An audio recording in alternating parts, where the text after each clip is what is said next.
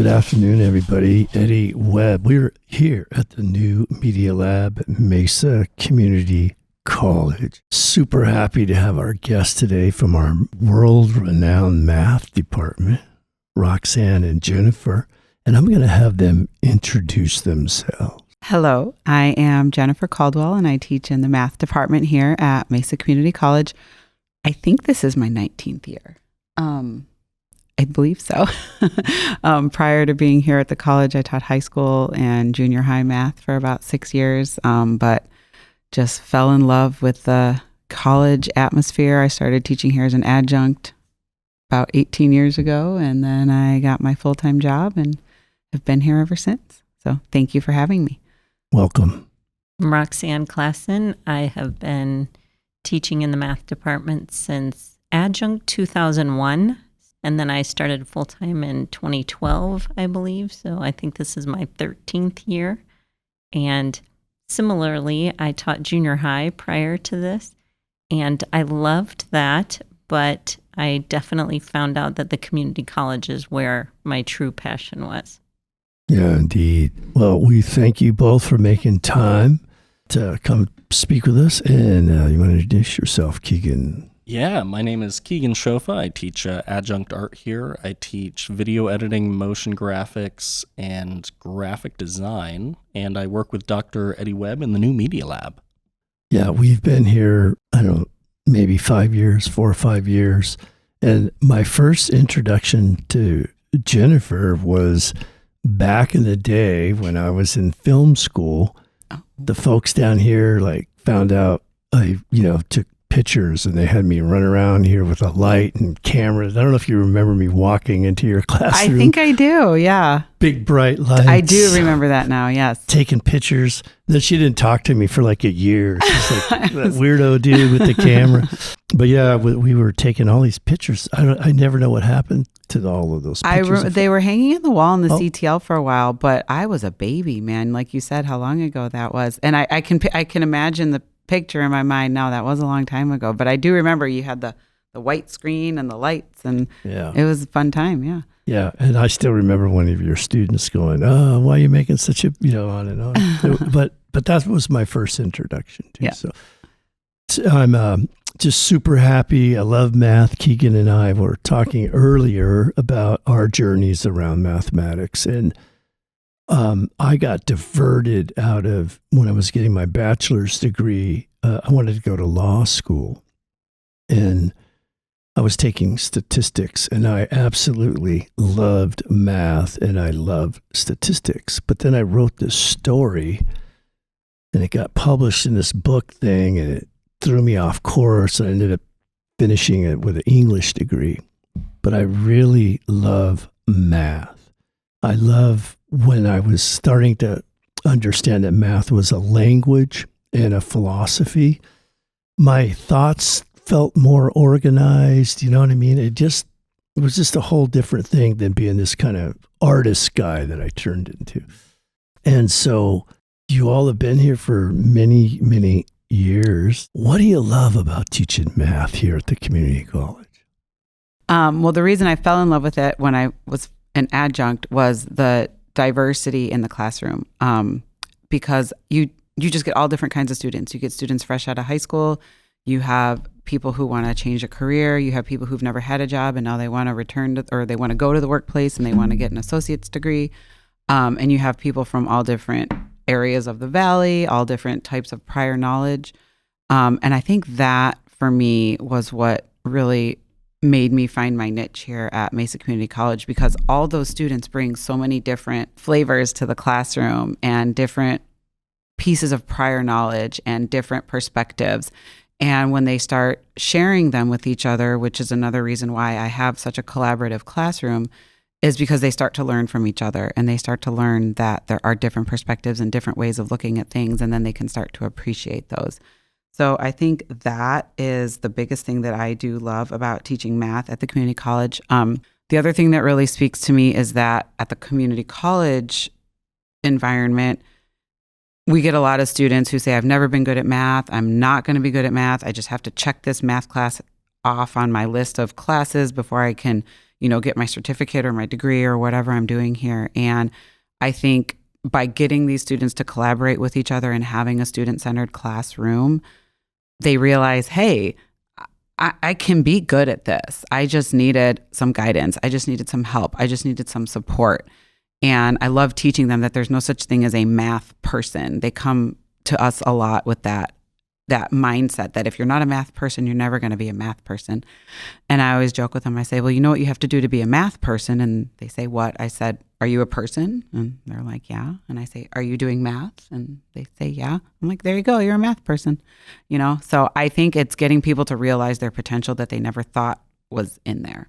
So those are the two things I love the most about it. I wonder if that is wrapped up in those left brain, right brain theories that we were all taught in school about you're either this or you're that, or people would say that. But just one quick follow-up to this, because I'm interested in the diversity narrative. Like, how does that play into, 1 + 1 is 2? How does the diversity perspective fall into a math equation? I'd really love to hear that. Well, 1 + 1 will always be 2. However, I think it's the way students think about a problem and the way they approach a problem. And that's what I mean by the diversity that they bring to the classroom, because they're coming to us as adults.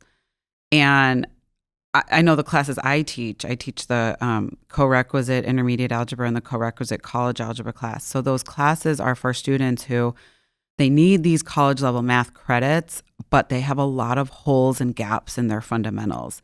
So somewhere in their history, they learned how to add fractions. Somewhere in their history, they learned how to solve a basic linear equation.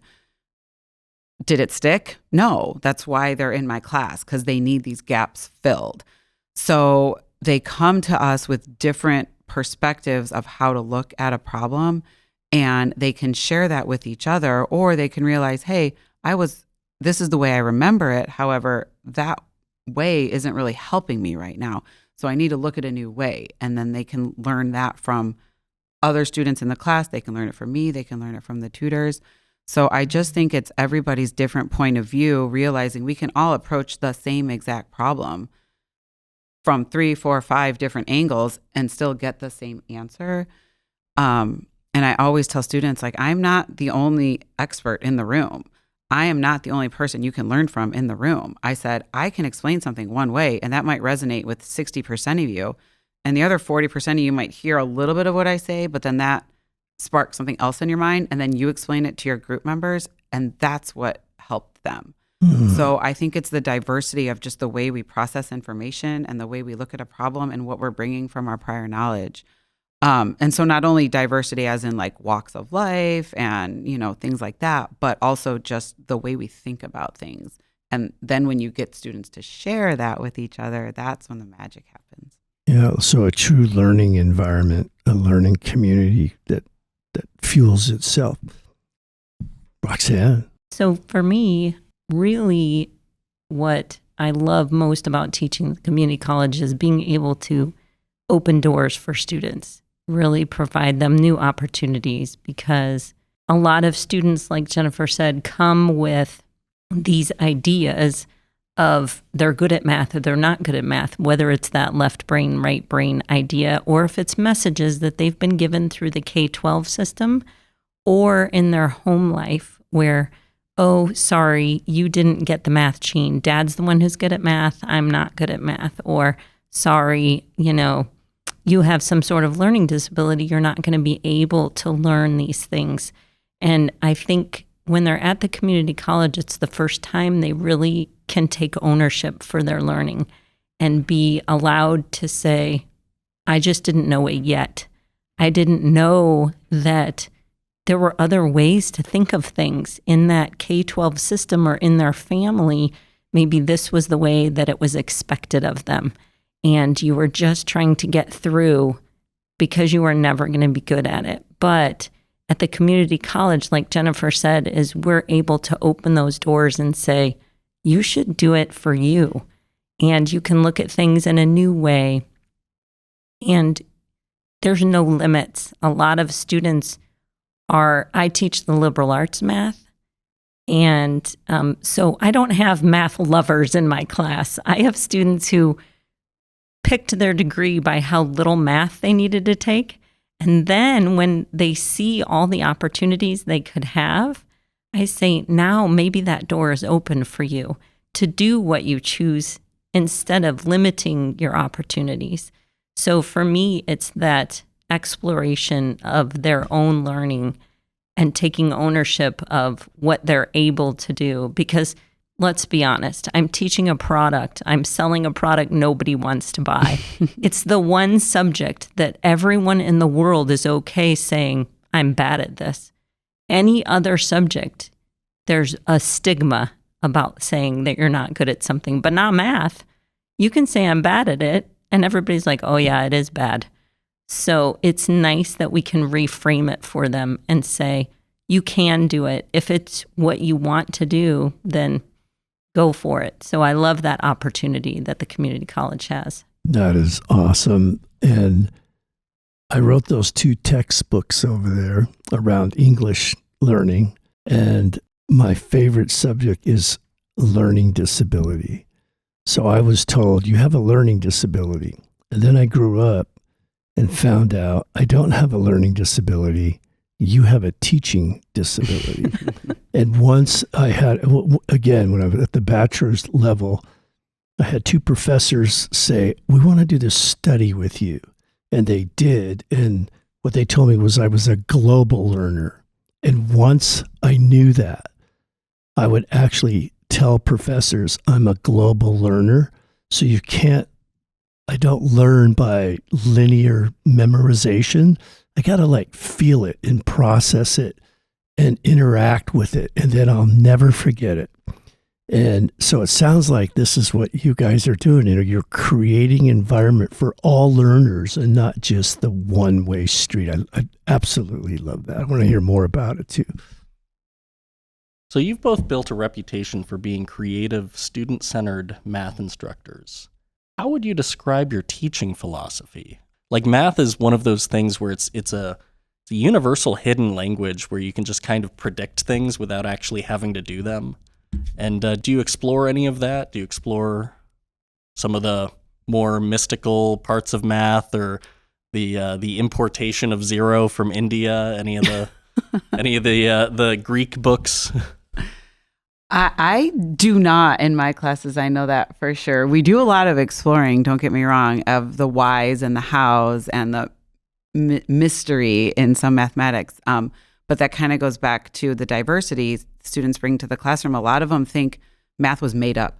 Who made this up? Why did they make this up? Who made this up? Why do I have to do all these puzzles? Yeah. And so what I try to teach my students in my class is that math was not made up. Patterns were recognized, and those patterns were then formalized, and templates were made so that we could expedite processes, and, we have lots of talks in my class, especially, who made this up and why did they have to put letters in my numbers and why did they do this to me?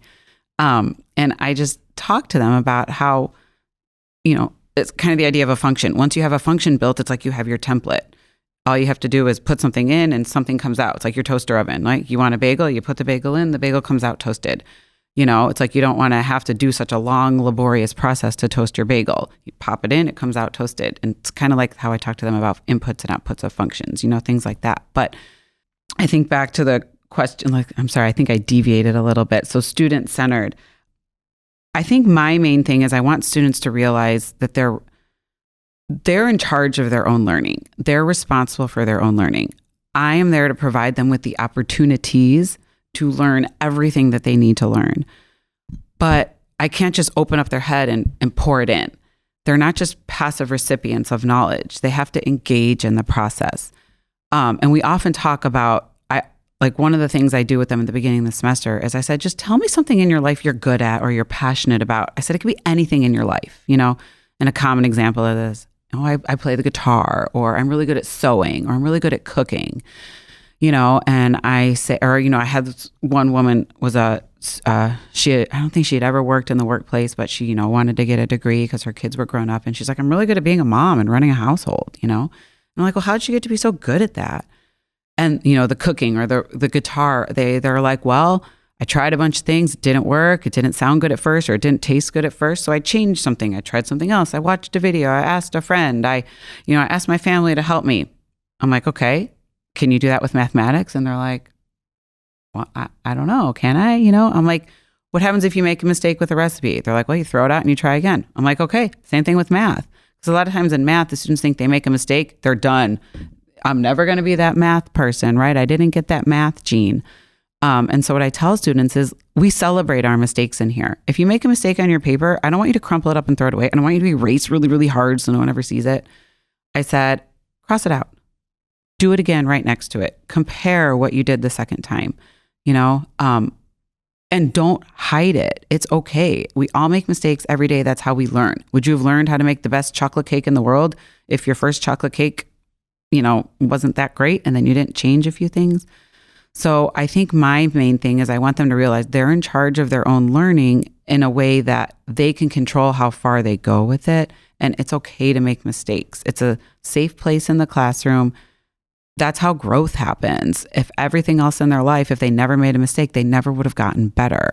Or like I say, when you were a baby and you were born, did you know how to walk? And they're like, no. I'm like, did you eventually learn how to walk? And they're like, well, yeah.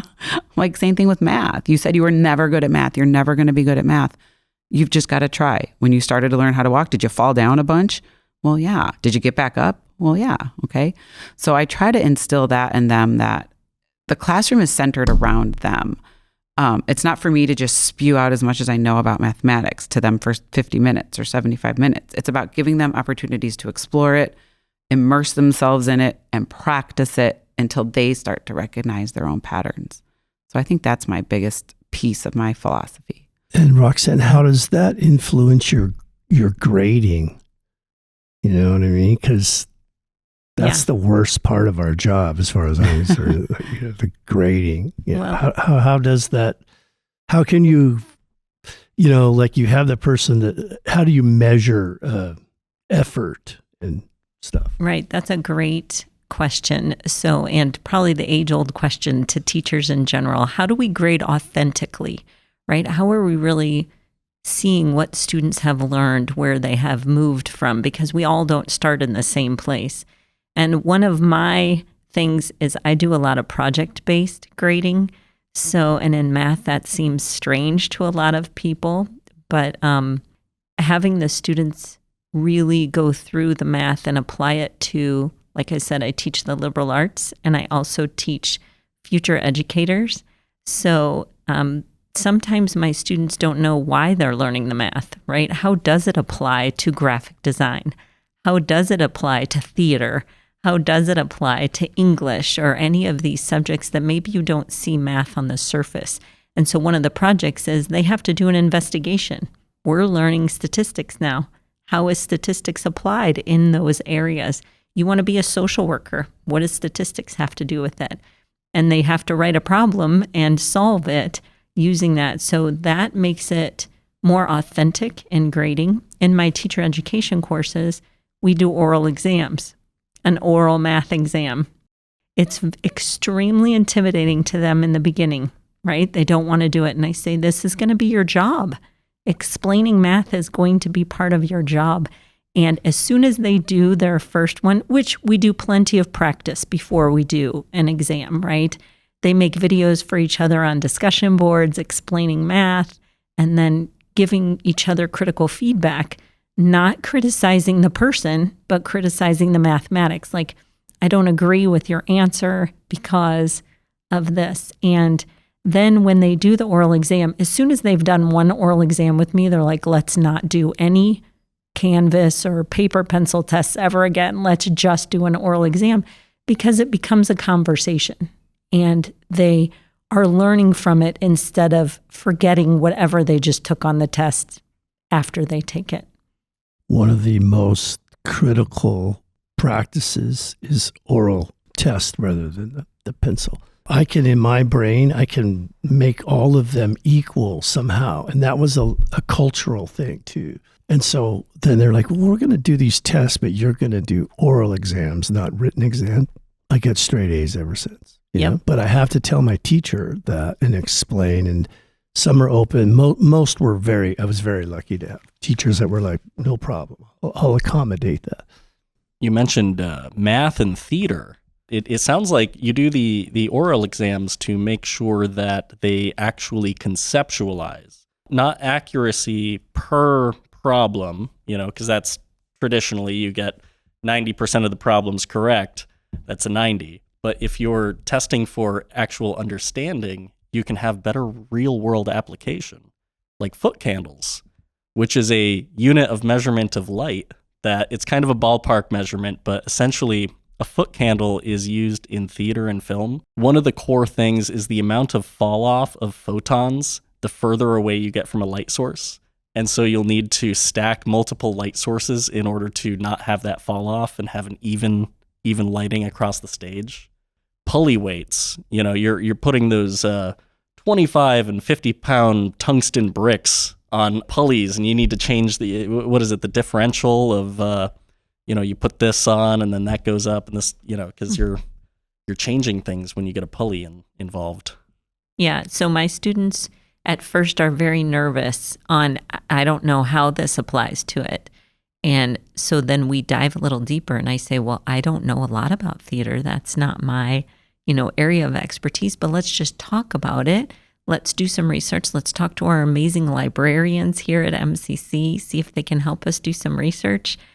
With the advent of AI, we can get a lot of info. Of course, we're going to dig a little deeper and see what that info is, and how reliable it is. But then students start doing amazing things. I just had a student who's a theater student who pulled their ticket sales information from their show. And then we talked about how they're not even breaking even. They have to rely on funding because they're going to lose money on their shows. And so we talk about all of that. And it was fascinating for him to realize, the power that the math he was learning could have in his own department, in his interesting degree. Yeah, I don't know how you do the arts without math. Yeah. I had a friend call me this morning, hey man, I bought this old 7D, one of the first digital cameras. And, we're talking about math, aperture and ISO and lens and depth of field and volts and watts. And, you don't realize it, but this is all incorporated in everything. And I think that's the problem in a traditional math classroom. It's separated from the real world application. And so I've had students who, claim to not be able to do fractions or volume and things. And then I give some real world examples. And I had a vet who said, I was an explosives expert. And he was like, I understand volume now because I took out a box and I put little cubes inside of it. And he goes, oh, I know exactly. And he could do every single problem after that. So it's connecting, like Jennifer said earlier, their backgrounds to the math that they're learning, and that those connections are what makes it real for them. I love it. Absolutely. How did you learn to trust this process that you're talking about? Well, I'm kind of how they say some people are in the box. I didn't even know there was a box for a long time. So I've always been that person. And as a student, I was a great student, but just naturally, it wasn't difficult. And so when I don't think I listened to the instructors very much. And so then when I became an instructor, I was like, why would how do I get my students to want to come to class, right? Like, what's going to be different? And so I made a class that I would want to go to. So, and it included everyone instead of that isolated point, that kind of how my traditional education was, where I didn't really think the teacher cared if I was there or not. They were going to talk to the whiteboard regardless. And, and I could have not. And even in college, if I wasn't there, other students might not have noticed. And my classroom, and I know Jennifer's classroom similarly, we build a community where we know if you're absent. My students are asking each other, this is how I take attendance every day, who's missing? And my students say, oh, so-and-so is missing. And then they go, oh, they just texted me, they're on their way, they're having trouble parking or whatever. So that's how you build the community. And when I see the results, that's how I'm able to trust the process. Can you share what that means for you and your students and how that impacts their confidence in math, trusting the process? I think once they start recognizing that, and I kind of go back and forth on this one because it kind of goes back to the assessment piece, but I try to impress upon my students that math is about understanding. It's not about speed. I think when they're presented with a problem, they have this, they have this prior conception or this preconceived notion that if I can't look at a problem and solve it in the first 30 seconds, it's too hard. I can't do it. I push find it that away. in art too. Yeah. Like the solution, just dig a little deeper. Like give yourself some more time. Be patient. Yeah. And so I always say trust the process. And that's also kind of from athletics. Like when athletes want to learn how to slam dunk right away. And you're like, well, you're not quite ready to slam dunk yet. We still have to work on your footwork, or we have to work on your vertical jump. We're not even touching a basketball yet. We're going to get you there, but you're not ready to touch the basketball yet. It's kind of like that. You have to trust the process. Same thing in math. And the other phrase, actually, I gleaned this phrase from Roxanne. She also says you have to go slow to go fast. So some of the things that I have to teach my students is we need to back up a little bit and we need to practice a fundamental skill, or we need to work on our fundamental skills, or we need to see the importance of our fundamental skills in some type of application way. So they see the importance of knowing like some of the basic things in mathematics. And then once you teach them that, once they start the process slowly and we build that foundation, then it's so much quicker to the top of the pyramid. Or I always say you're building a really tall skyscraper and you want that beautiful point at the top. I said, but what if you didn't do a good job laying your concrete foundation at the bottom? I said, you could put the prettiest point or the prettiest star in your Christmas tree, but if your foundation is weak, it's all going to crumble. And so I try to tell them that. I say, we have to fill those holes and those gaps in the bottom, and we can have fun doing that. And, we can, throughout that process, help each other, and you can see the importance of those things. And then once that's strong and solid, they're amazed at how quickly they can get to the top of that building or the top of that Christmas tree and put that pretty star on the top. So I often have to tell them, you have to trust the process. And it's funny because a few weeks ago, I would say maybe a little bit before like midterm time, they start realizing it. They're like, okay, I get it now. I get what you were talking about. Look at where I've come from. Look what I can do right now. Look how confident I am. So kind of like Roxanne, they walk in, they know they have an established community in the classroom. If they're absent, somebody will notice, right? Lots of people will notice. Their group members will notice. I will notice. They will get a text. They will say, where are you? Why aren't you here? Things like that. Or are you okay? Is something wrong? You're not here. And then they want to come to class and they want to see what they can do that day and what their group mates are doing that day and how they can help each other grow. So when I say trust the process, I think that's what I mean. I think not everything's going to come to you in 30 seconds, and that's okay. There's a process, and once you start trusting it, your confidence grows, and then you'll be okay with that productive struggle that you might go through to solve a problem that might take 5, 6, 7 minutes, whatever it is. That's the feeling of learning. Yes. That frustration up there. Mm-hmm. Slowly is the fastest way to get to where you want to be. How have you seen teaching math evolve in recent years, especially with the integration of AI? I feel like we could both go on and on about this. Do you want to go first? There's large language models, but then there's the non-large language model AIs that, they're black box function machines, essentially. Well, and you directly, that's exactly, I think, how I think about it. I think with the accessibility now of AI, students pull out their phone in their pocket. They can pretty much do or look up anything they need to.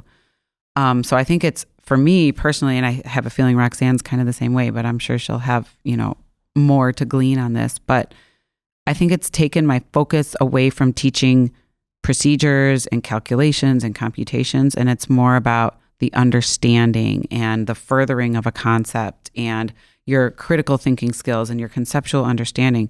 Because like I said, you can have ChatGPT solve an equation for you. That's great. But I want to focus more on your understanding and how you can take the idea of solving an equation and apply it to a real world situation. Why do we need to solve an equation for X? Like, what does that X represent? Things like that. So they can see the true importance of mathematics.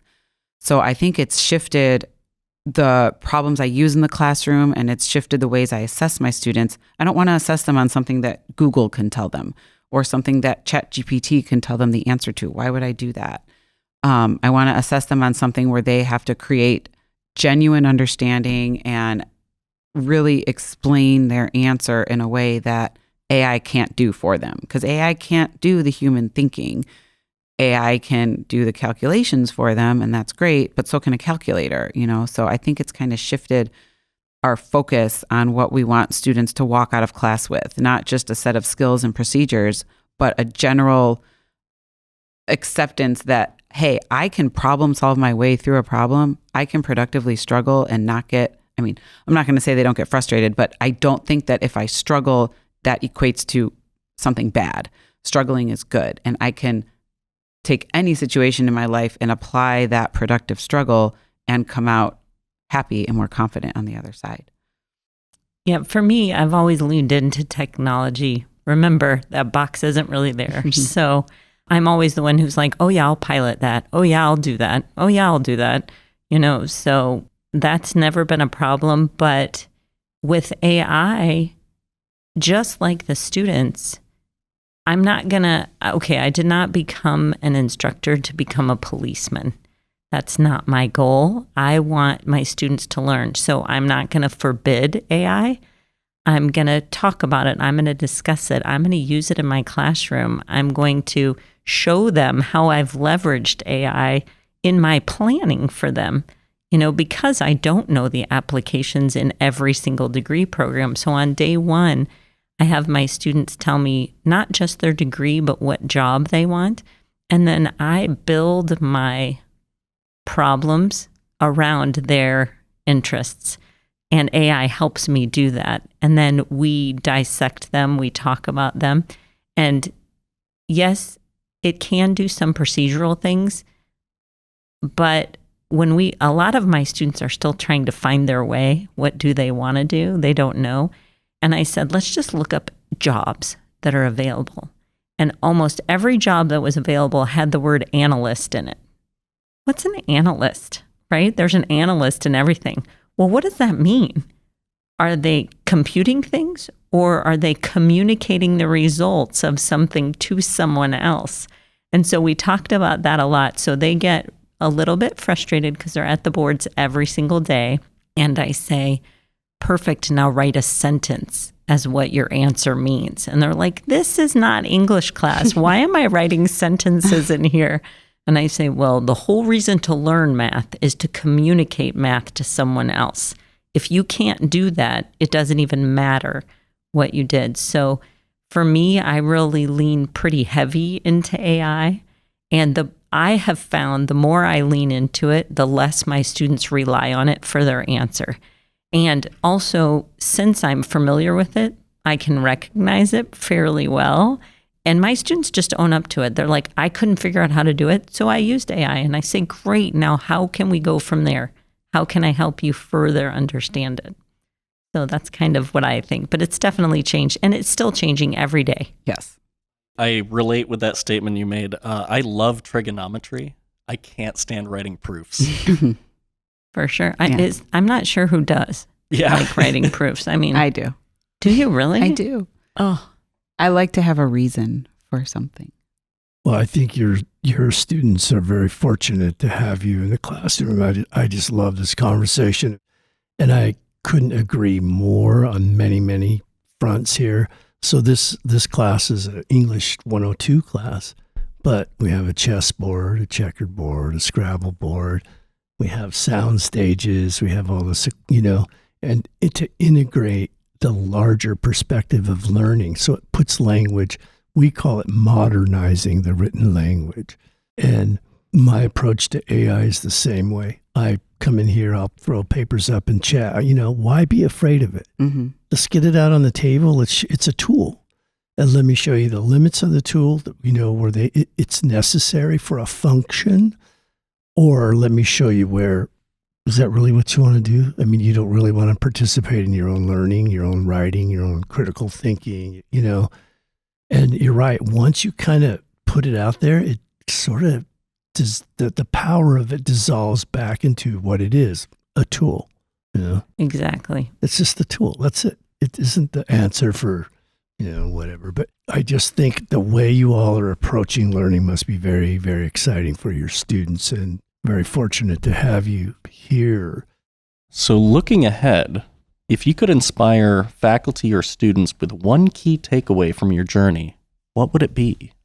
I think for me, I'm picturing myself back in my first year of teaching when I was teaching, in the high school, and I was there early in the morning and I stayed late into the evening planning my lessons and grading. And, I looked at the teachers that had more years of experience, and they, 3:15 when that bell rang, they were out, they were home, they weren't carrying a bag of papers with them, and I remember imagining myself, in a few years, that'll be me, I'll get here right when the bell rings. And as soon as the bell rings, I'm going home. And in my 26 years of teaching, that has never happened yet. I still bring a bag home every night and a bag home every weekend. And I'm still revising my lesson plans because everything around us is changing. So my lessons have to change. My approach has to change. So I think my biggest takeaway, I guess this is more for faculty, is we work with so many talented faculty, I don't really know. I'm sure they all have their own wonderful words of wisdom, and we've all probably realized this, but teaching's not a final destination. It's still a journey that we want our students to grow. Well, we are still growing. I still grow every single semester, every single year. And I learn from my students. I don't just learn from a professional development activity or from Roxanne, who's amazing. I learn from her as well. I learn from my students. The way they think about things and approach things makes me have more of an appreciation for what they're bringing to the classroom, and makes me realize how I have to provide different opportunities because of all the diversity in my classroom. So I think teaching, it's not a final destination that one day you're going to have it all perfectly in this perfect package and you're just going to roll it out every semester, because that's never going to happen. And I think that would be quite boring. So I sometimes have to tell myself, trust the process. Every semester, something's going to be different, and you're going to have to change, and you're going to have to, adapt to help your students better. So I think that would be one of the key takeaways, is everything's going to be different every semester, but it's beautiful. Yeah, don't get me wrong. Eddie, you mentioned how you hate the grading sometimes, but it's evolving, and there's always going to be all these different pieces to it. But that's why we do what we do, because we're empowering people to reach heights and to reach things they never thought they could. So they used to say, I'll teach for free, but you got to pay me to grade. There you go. I agree. Yeah, I was just going to say that. Yeah, it's just, because I see writing as such an active, authentic art and humanity. It's how am I going to put a grade on? Yeah. Who am I to be grading, your thing? I love this idea of teaching is not a destination, but a journey. I tell my students all the time, I used to be a teacher, and now I'm an educator. And that transition took me about 10 years to get enough confidence to break out of my training and realize, wait a minute, this is, there's a much higher goal here than a complete sentence. And I had a lot of support around that. But speaking of, this being a journey, we have a little side note here. Jennifer also is our faculty rep for our FPG travel rep. Yes. Can you tell us a little bit about that while we're here? Oh, I would love to. And it's just a small piece of my role here at the college, but ever since day one, when I took over the role for our wonderful colleague, Janet Morgan, who's retired, she was also in the math department. She was our prior FPG travel rep. But it has opened my eyes and continues to humble me every day when I evaluate the travel authorizations from faculty in other disciplines, and I see what they're doing in their discipline and the types of conferences they want to attend, and I read the rationales for why they want to attend it. And we are blessed here to have the allotment of funds to be able to travel and to be able to attend these conferences as a benefit to helping us grow as faculty. So I just mentioned, teaching is a journey and we need to grow every year. So like I said, it humbles me to read about what people in other disciplines do and the amount of time they spend and the devotion they have to their students. And the reason they're going on these conferences is because they really want to bring back best practices to help their students succeed. So when I read their rationale statements, it's all about cultivating student success and how can I be better for my students and how can I show up better tomorrow for my students and what can I bring them that I've learned at this conference or this experience and how can I just be better for my students every day. And I think that term silos is always in my head. And I think we sometimes get in our own silos, especially in the math department, because we're so huge in the math department. We feel like we're our own little college because there's so many of us. But there's this whole other world out there on campus. And I think it helps me break out of that silo and just gives me such an appreciation for all the talented and wonderful people that I work with here at the college. And like I said, it humbles me every day to see what they do in their disciplines and the amount of hard work and discipline and grit that they have. It's just amazing to me. So I encourage everyone, if you're not using your FPG travel funds and you're thinking about a conference or something that you want to do and you're just worried that, the application process is too difficult or daunting, just reach out to me. I'll help you. It can seem daunting at first, just like everything, just like our students, math class can seem daunting at first, but we're here to help you. So what makes it daunting is you only use that software once every couple Exactly. of years. And you're like, what is this? You're not the only person to say that. So sometimes once I just paid out of pocket, it was just easier. Roxanne, we like to give our guests the final say around this. So what is the biggest takeaway you have on your math journey? What would you like to say to our listeners as we close out our show today? Basically that it sounds really cliche to be a lifelong learner, but if you're not constantly pursuing something new and not scared to fail at something, I think that's a big thing in our culture that we really lost. And a lot of our brand new to college students haven't experienced failure. And failure is important to know that you can overcome something. And an A isn't the end. That's not necessarily what you are striving for. When you make a mistake is when you learn. If you come in and never make a mistake, you already knew it. You already knew that information. It's when we make mistakes that the learning and growing actually begins. And that goes for students, teachers, everything. Like you'll never, like Jennifer said, it's not a destination. You're never going to be the perfect teacher because you're constantly learning and changing. So, and just knowing that it's okay to make that mistake and fall down. I'm sure you've heard that statement, fall forward, fail forward. Let's see, where we go from here, because that's the most exciting thing. Do you have any favorite mathematicians? I geek out on the history portion of math. So like Friedrich Gauss, he's someone who we use the Gaussian blur a lot. Who else? There's a couple Pixar mathematicians I'm forgetting, but their names are Aristophanes. Yeah. Great one. I mean, everybody's going to give Pythagoras the credit, but I do a great history lesson. When you were talking about history, for my teacher eds, we do a lot about ancient number systems and how our Hindu Arabic system comes from other number systems, and we took pieces of those other systems for ours. And so Pythagoras is credited with the Pythagorean theorem, but it was long before him. So that's a fun conversation to have. When I was teaching, I did Mathematician of the Month when I did, middle school. So, but the history of math would be a great course that we should have here. I agree. I would take it. Pythagoras didn't like beans. Interesting. Yeah, that was part of his religion because he was like a cult leader, and he exactly. Yep. No frijoles. No beans. No beans. And I think no eating animals either. He was actually not a fan of irrational numbers as well. So he actually did away with people who disagreed. He did have a lot of people ordered to be removed.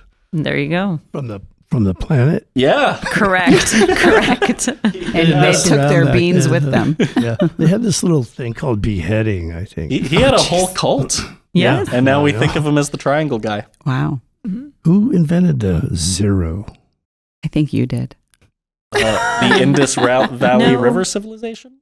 Mayans, the Mayan Mayans, civilization. that's right. The Mayan civilization had the first symbol of zero. And so that's what's fascinating about teaching math, is you're not just teaching math.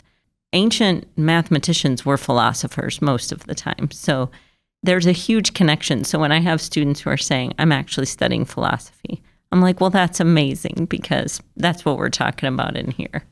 Do you have any last words, Jennifer? No, I mean, I guess just thanks for having us. This was amazing. And like I said, part of what I love about working here is just continuing to grow, and even just coming here to the lab and doing this podcast, seeing what you do in the art department and what you do in the English department. We get so sometimes tunnel vision in our own department, and I grow and grow and grow as a math teacher, but I just love to get out and see what's happening in these other areas, because that's what our students are going from area to area all day long. They're only mine, I did air quotes there, for 75 minutes a day. Like, they have 23 hours and 15 minutes of their day that they do wait, I'm a math teacher. I did that wrong. It's okay. 22 hours and 45 minutes There of can the be day 100 that they minutes in do an other hour. things. Yeah. And they're only with me for 75 of those minutes. So I think, again, that's what we have to realize. They're bringing all those different perspectives to us, and they're getting all those different perspectives from all of the wonderful faculty that work here. So I would just say, you work, like Eddie, you said, you were going to go for a math degree and you switched to an English degree. Well, guess where you work? You work at a college where you could take a math class for free from the best people in the world.